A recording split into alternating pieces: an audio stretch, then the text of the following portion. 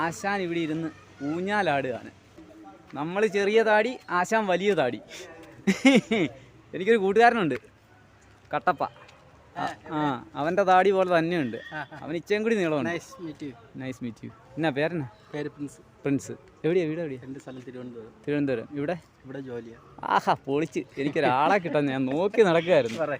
അത് ശരി, ഊഞ്ഞാലാടി കളിക്കുക അല്ലേ? സമയം പോണ്ടേ അല്ലേ? എല്ലാവർക്കും തീറ്റ കൊടുത്തു കഴിഞ്ഞാൽ പിന്നെ സമയം വേണ്ടേ അല്ലേ? പിന്നെ എൻ്റെ പേര് ജോപ്പൻ. ഞാൻ കോട്ടയം. പ്രിൻസ് ഉപ്പച്ചാപ്പങ്ങളുടെ രാജകുമാരൻ അല്ലേ?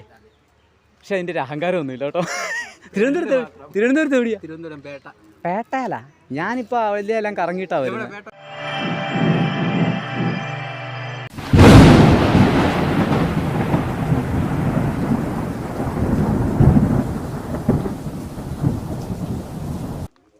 നമ്മളിപ്പോൾ ഉള്ളത് കോന്നി ആനക്കൂട്ടിലാണ്.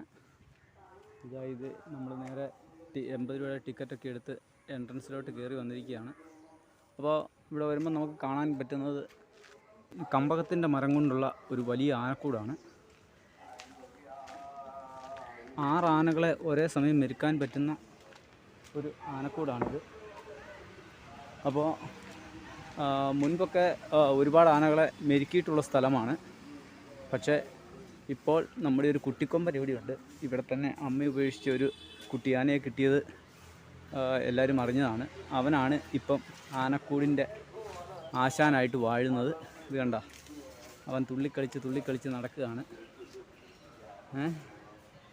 അവനൊരു സംഭവമാണിപ്പോൾ ഇവിടെ. അവൻ കുളിക്കാൻ പോകുന്നതൊക്കെ ഭയങ്കര വൈറലായിരിക്കുന്ന ഒരു സമയമാണിത്.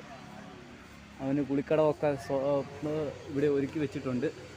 അപ്പോൾ നമ്മൾ അവൻ്റെ വികൃതികൾ കുറേ നേരം കണ്ടു നിൽക്കാം. നീ വന്നേ, ഉറക്കം തൂങ്ങി നടക്കുക. വരുന്നു പുല്ലൊക്കെ എത്തുന്നു. എന്നാ നീ വന്നേ, ഇങ്ങോട്ട് വന്നേ എന്നോട് കൂട്ടാ. എന്നാ ഒറ്റയ്ക്കേ ഉള്ളോ? ഉണ്ടോ? ഒറ്റയ്ക്ക് നടക്കുന്നതുകൊണ്ട് അവന് വലിയ സങ്കടമാണ്.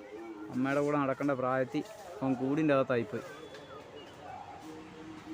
അങ്ങനെ വർഷങ്ങൾക്ക് ശേഷം കോന്നി ആനക്കൂട്ടിലൊരു ആനക്കുട്ടൻ, അവനെ പരിശീലിപ്പിക്കാനൊന്നും ആയില്ല, എന്നാലും അവനെ ആ കൂട്ടിലിട്ടിരിക്കുകയാണ്.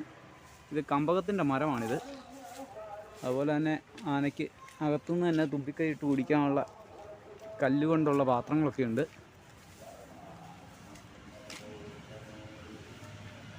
മുമ്പ് ഞാനിവിടെ വരുമ്പോഴത്തേക്കും 3-4 ആനയുണ്ടായിരുന്നു. ഇപ്പോൾ അവയൊക്കെ താപ്പാനകളാണ്. അവയൊന്നും ഇപ്പം ഇവിടെ കാണുന്നില്ല. മുകളിൽ പോയി നോക്കുമ്പോൾ അറിയാം താപ്പാനകളൊക്കെ ഉണ്ടോ ഇല്ലയോ എന്ന്.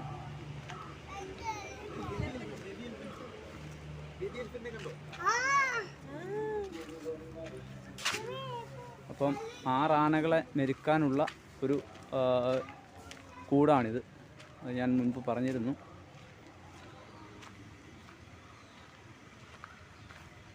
– 1810 മുതൽ ഇവിടെ കോന്നിയിൽ ആനപിടുത്തമുണ്ട്.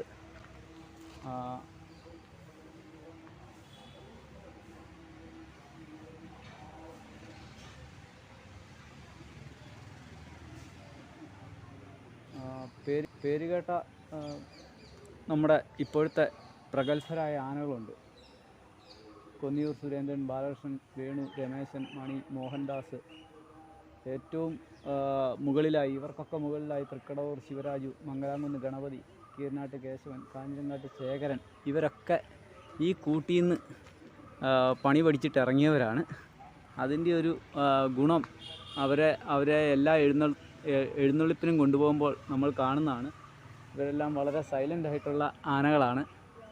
ഈ കൂട്ടിൽ നിന്നും പരിശീലനം കഴിഞ്ഞിറങ്ങിയ ആനകളാണ് അവരൊക്കെ.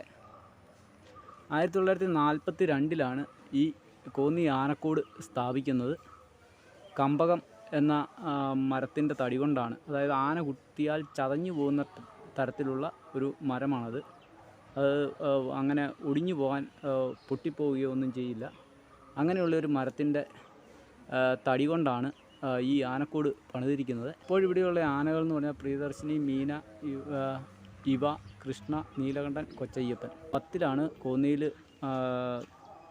ആനപിടുത്തം ആരംഭിക്കുന്നത്. അതുപോലെ തന്നെ 1977 ഇവിടെ കേരളത്തിൽ ആനപിടുത്തം നിർത്തലാക്കിയതോടെ കോന്നി ആനക്കൂടും അടഞ്ഞ മട്ടാണ്.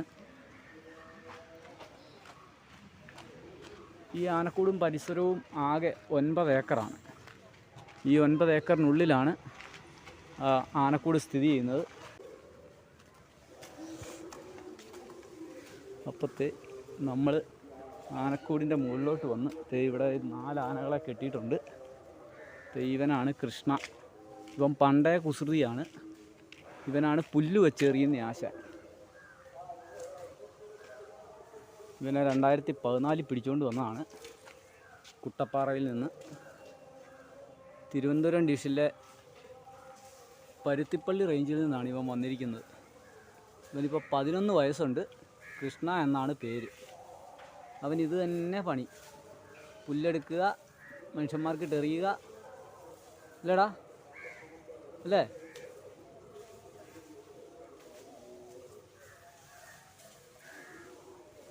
അവൻ്റെ എയർ എപ്പോഴാണ് വരുന്നതെന്ന് പറയാൻ പറ്റിയല്ല.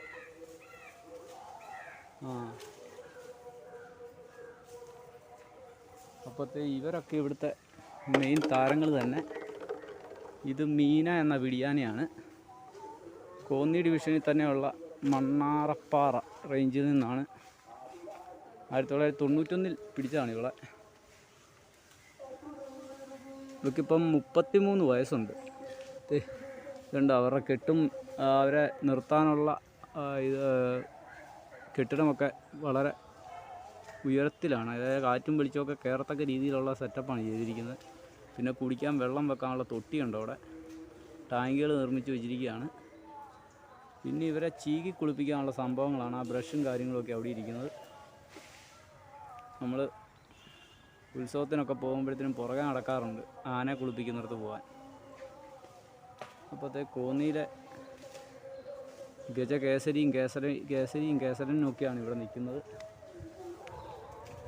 ഇതൊരു പിടിയാനയാണ്. പ്രിയദർശിനി എന്നാണ് ഇവളുടെ പേര്. 40 വയസ്സായി. ഇവളെ മണ്ണാറപ്പാറ റേഞ്ചിൽ നിന്നാണ്, പാലക്കുഴിയിൽ നിന്നാണ് പിടിച്ചത്. ഇവള് തീരെ സൈലൻ്റ് ആയിട്ടുള്ള ഒരാളാണ്. മുമ്പ് വന്നപ്പോഴും ഞാൻ കണ്ടിട്ടുണ്ട്. തീരെ സൈലൻ്റ് ആയിട്ടുള്ള ഒരാൾ.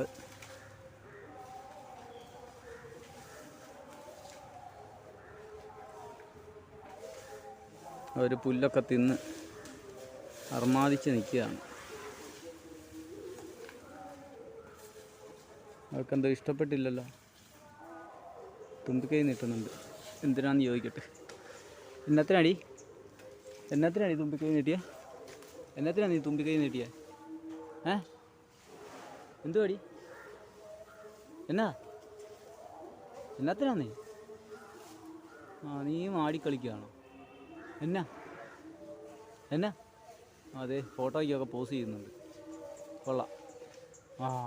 ഹരിശം വന്നല്ലോ. അതെ, അടിപൊളി. അവളൊരു സലാമും തന്ന്. ഒരു സലാം കൂടി തന്നേ. ആരുടെയാ മണം പിടിക്കുന്നത്? നീ ആരുടെയാ അടി മണം പിടിക്കുന്നത്? എൻ്റെ ആണോ?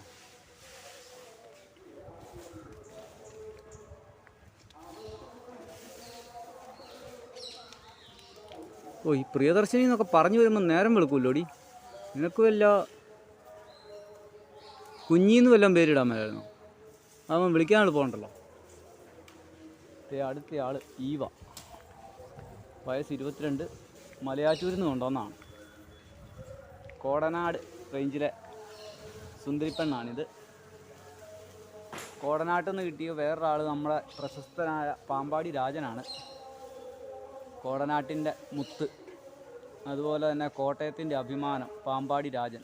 നമ്മുടെ സ്വന്തം പാമ്പാടി രാജൻ. നമ്മൾ ഇപ്പിത്താനം ഗജമേളയിൽ പാമ്പാടി രാജൻ്റെ വീഡിയോ നമ്മൾ ചെയ്തിരുന്നു. അപ്പോൾ അതെ, ഇവളും മലയാറ്റൂർ ഡിവിഷനിലെ കോടനാട് റേഞ്ചിൽ നിന്ന് വന്നതാണ്.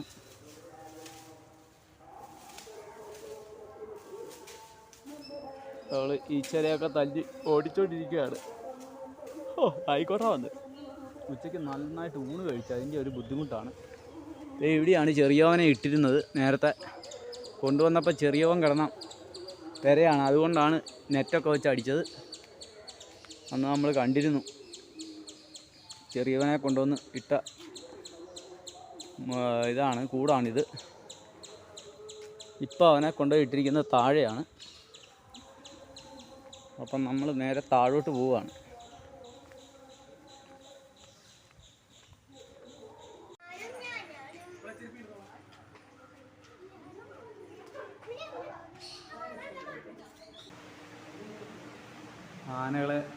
ആനകളുടെ സംബന്ധമായ കാര്യങ്ങളാണ് ചെയ്യുന്നത്.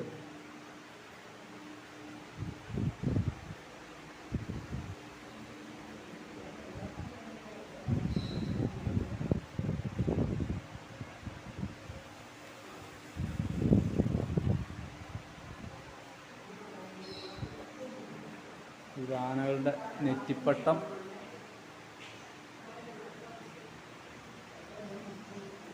ഒരാനയെ അണിയിച്ചൊരുക്കേണ്ട കാര്യങ്ങളാണ് ഇവിടെ പ്രദർശിപ്പിച്ചിരിക്കുന്നത്. അതിൽ കുറച്ച് സാധനങ്ങൾ കുറവുണ്ട്, എന്നാലും ഒരാനച്ചന്തം, നെറ്റിപ്പട്ടം കാണുമ്പം തന്നെ നമുക്കൊരാനച്ചന്തമാണല്ലോ വരുന്നത്. അതുപോലെ തന്നെ ഇതാ പല സ്ഥലങ്ങളിൽ, പല രാജ്യങ്ങളിൽ നിർമ്മിച്ച വിലയേറിയ ആനകളുടെ ശില്പങ്ങളാണ് കൂടുതലും ഇവിടെ പ്രദർശിപ്പിച്ചിരിക്കുന്നത്. ഇത് തടിയിലുള്ള ആന, ഇതുപോലത്തെ ആന പണ്ട് വീട്ടിലുണ്ടായിരുന്നു. ഇത് ആനക്കൊമ്പിൽ നിർമ്മിച്ച ഒരു ശില്പമാണിത്.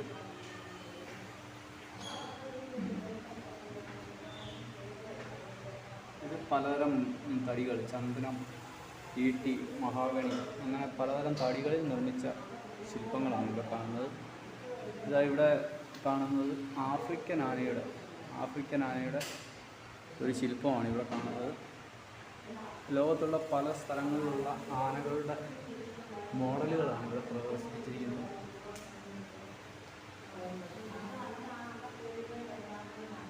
ഇതാ നമ്മുടെ അശോക സ്തംഭത്തിനൊപ്പം ആനകൾ ചിഹ്നം വിളിച്ച് നിൽക്കുന്നു. അതുപോലെ തന്നെയാണ് നമ്മുടെ കേരളത്തിൻ്റെ ശില്പത്തിലാണ് യഥാർത്ഥത്തിൽ ആന ചിഹ്നം വിളിച്ച് നിൽക്കുന്നത്. തിരുവിതാംകൂറിൻ്റെ രാജവംശത്തിൽ ഇത് പഴയ കാലത്ത് ആനകളെ കൊണ്ടാണ് ഇതുപോലുള്ള തടികളൊക്കെ വലിപ്പിച്ചുകൊണ്ട് പോയിരുന്നത്. അതിന് അനുബന്ധമായിട്ടുള്ളൊരു ശില്പമാണ് ഇത്. നമ്മുടെ ഉത്സവങ്ങളുടെ തിടമ്പെടുപ്പിൻ്റെ ഒരു ശില്പം.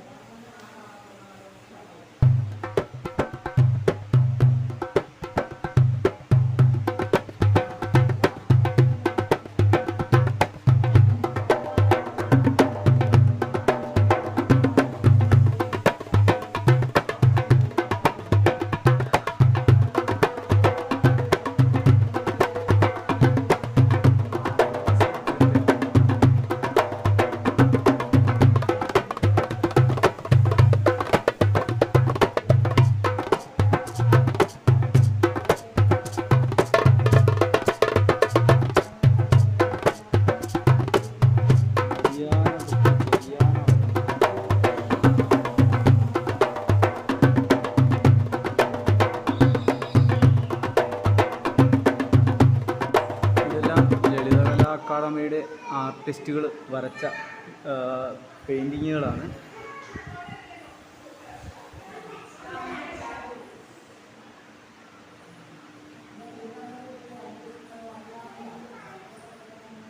നമ്മുടെ കുട്ടിക്കൊമ്പനെ വരെ ഇവിടെ വരച്ചു വെച്ചിട്ടുണ്ട്. ഇപ്പം നമ്മുടെ കൂട്ടിക്കിടക്കുന്ന കുട്ടിക്കൊമ്പനെ വരെ ഇവിടെ വരച്ചു വെച്ചിട്ടുണ്ട്.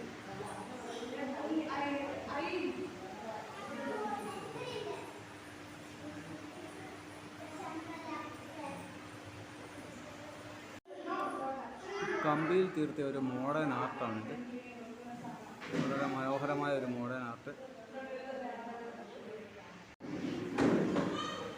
ഇത് ആനയെ കുഴിയിൽ നിന്ന് ഇറക്കുന്നിടം മുതൽ അതിനെ ചട്ടം പഠിപ്പിച്ച് അതിനെ വിവിധങ്ങളായ ആവശ്യങ്ങൾക്ക് ഉപയോഗിക്കുന്നതിൻ്റെ ഒരു ചിത്രമാണ്. ലളിതമായ ചിത്രം. സീതത്തോട്ടിലുള്ള ഷാജി എന്ന വ്യക്തി ചെയ്ത ഒരു ചിത്രമാണിത്.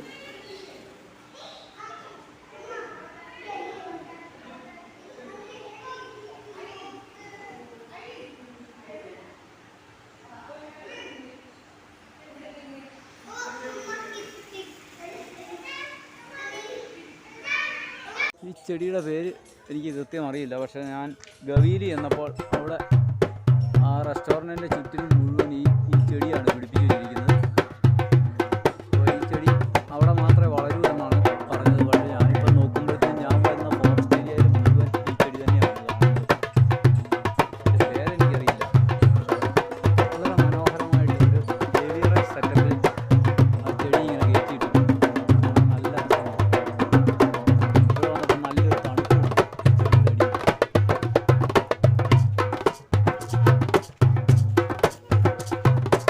ഇതാണ് കൊട്ടവഞ്ചിയുടെ മോഡലിലാണ് ഇത് ചെയ്തിരിക്കുന്നത്. ഇവിടെ ആളുകൾക്ക് വന്ന് വിശ്രമിക്കാനുള്ളൊരു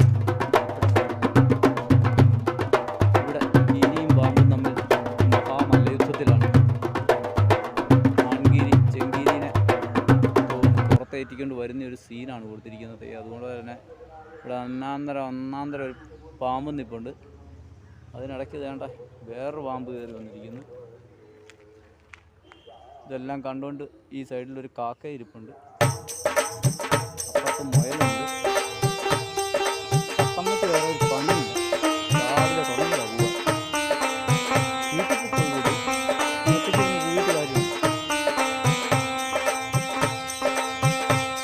ആയിക്കോട്ടെ വിറക് വെച്ചിരിക്കുന്നു.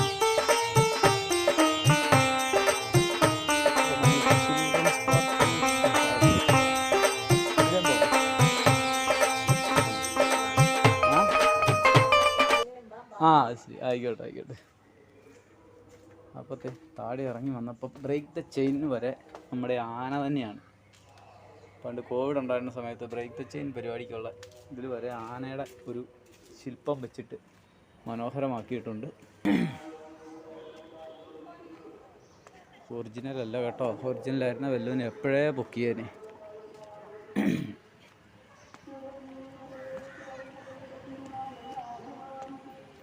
ഇതുണ്ടോ, ഇതാണ് സൃഷ്ടി എന്ന് പറയുന്നത്. നമ്മുടെ ഒരു ബൈക്കിൻ്റെ ചെയിന് സ്പോക്കറ്റുകൾ ഉപയോഗിച്ചും വണ്ടിയുടെ റിങ്സ് ഉപയോഗിച്ചും ഒക്കെ ചെയ്തിരിക്കുന്ന ഒരു ആന. അതുപോലെ തന്നെ അതിൻ്റെ അകത്ത് പ്രത്യേകം ശ്രദ്ധിക്കേണ്ടത് അതിൻ്റെ തുമ്പിക്കൈ നിർമ്മിച്ചിരിക്കുന്ന ചെയിൻ വെച്ചാണ്. അപ്പോൾ അതിനെന്തരം വെയിറ്റ് കാണുമെന്നുള്ളതാണ്. നമ്മൾ നോക്കേണ്ടത്. ചെയിനും സ്പോക്കറ്റും തന്നെയാണ്. പിന്നെ കുറച്ച് ചങ്ങല ഉപയോഗിച്ചിട്ടുണ്ട് ഒരേ കാലിന്. ഉള്ള വേസ്റ്റ് മുഴുവൻ അടിച്ച് കയറ്റിയിട്ടുണ്ട്. പക്ഷേ വളരെ മനോഹരമായിട്ടാണ് അത് നിർമ്മിച്ചിരിക്കുന്നത്. ആർട്ടിസ്റ്റിനൊക്കെയാണ്. എന്നിട്ട് അത് തുരുമ്പെടുക്കാൻ കൊടുത്തിരിക്കുകയാണ്. നല്ലൊരു ആർട്ട് വർക്കാണത്. ആർട്ടിസ്റ്റിന് ഒരു നല്ല നന്ദി പറയുകയാണ്. പുള്ളിയുടെ പേരൊന്നും ഇവിടെ കാണുന്നില്ല. അതൊക്കെ തുരുമ്പെടുത്ത് പോയി.